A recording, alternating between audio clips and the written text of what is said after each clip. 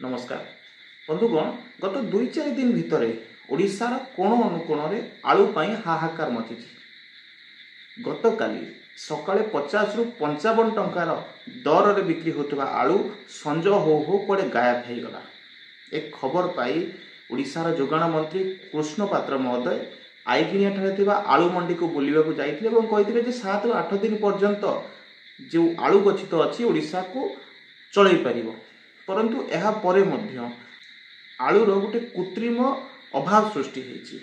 खबर होउछि नियंटिया उत्पादन पाई पश्चिमबंग सरकार आलू रप्तानी उपरे रोक लगेछि। आउ शह शह ट्रक ओडिशार सीमा अंचल रे ठिया हेछि ओडिशा को प्रवेश करिवा पाई, परंतु सरकार को अनुमति नथिबारु एहा ओडिशा को आसी पारु नै एवं एहा ओडिशा रे गोटे कृत्रिम अभाव सहित लोकमानक भितर गोटे भय सृष्टि करिछि। कारण गत किछि दिन हेला परिवार दर जो भली आकाश छुआ अच्छी साधारण परिवारटीए समस्त परिवार किणी निजर परिवार को प्रतिपोषण करने कष्ट साध होइछि। माननीय मंत्री मध्य विभिन्न गोदाम मालिकों को तागिद करने सह 30 रु 32 टंका किलो दर रे आलू को बिकिया पई तागिद करथिले मध्य एहार कोनोसी प्रभाव देखा को मिल नथिला। हेले संज हो ओडिशा मीडिया रे गोटे ट्विस्ट आसिला जोटी पूर्वतन मुख्यमंत्री तथा विरोधी दल नेता माननीय नवीन पट्टनायक गोटे चिठी लिखिले पश्चिमबंग मुख्यमंत्री ममता बनर्जी को। जो चिठी सी लिखिले जे वर्षा पई ओडिशा रे आलू उत्पादन किसी समस्या अच्छी जहाँ फल ओडिशार लोक मैंने विभिन्न समस्या दे गति करुँच। दयाकोरी आपण एथिरे इंटरव्यून करंतु एवं ए समस्या केमिति दूर करी हो सेति टिके ध्यान देवा अनुरोध कले।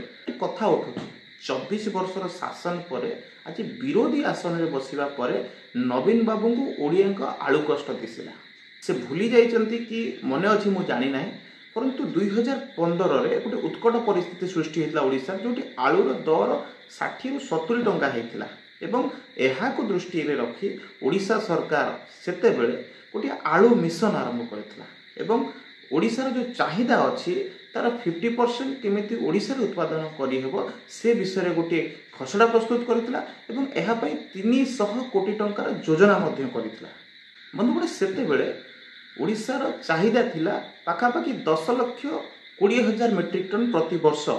आउ ओडिशा सरकार गोटे टार्गेट करथिला जे 5,50,000 मेट्रिक टन आलू ओडिशार उत्पादन हबो एवं 100 रु अधिक कोल्ड स्टोर तैयारी हबो जोठी गच्छित रहइबो आलू एवं एई भली परिस्थिति को केमिति एड़े दिया जिवो से प्रति सरकार कार्यरत रहिबो बोली से समय जोगाण मंत्री विधानसभा प्रकाश करथि। परंतु आपण विस्मित हेबे जे ओडिशा सरकार आलू मिशन आरंभ होगा पर ओडिशा रे आलू उत्पादन कमिथिला जोटी 2015 मसिया ओडिशार कृषक 3,02,000 मेट्रिक टन आलू उत्पादन करुथिले। 2016-17 को यह कमी 2,98,000 मेट्रिक टन को आसला एवं ता पर वर्ष 2,90,000 मेट्रिक टन को आसला एवं परवर्ती समय बढ़ीला किछि कांचरे जाकि 2,94,000 मेट्रिक टन को आसीला। ओडिशा सरकार विगत दिन में ओडिशार जो विकास करने कथा केवल कागज पत्र होता एवं ओडिशा जो ढंग से आगक जावा कथा भारतर अन्य राज्यों भली जो अग्रगति करने कथा से कथा करि पारि नथिला।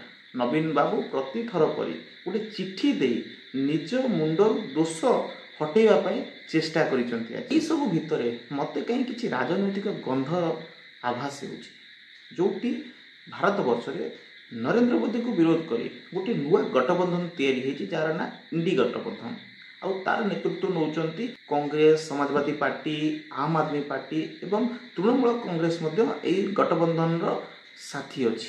आउ नवीन बाबू ओडिशा रे परास्त हेबा परे बीजेपी सरकार को विरोध करुथुवार मध्य देखिबा को मिलिछि। तेणु ममता बनर्जी बोध हुए एई भली गोटे परिस्थिति सृष्टि करी राज्य सरकार को बदनाम करने सह नवीन बाबू को तांको संगठन में मिसेवा पाई मध्य योजना करि थाई पारंती। यह केते वास्तव केते मिछ एक कथा विचार करिवार दायित्व आपणकर। वंदे मातरम, भारत माता की जय।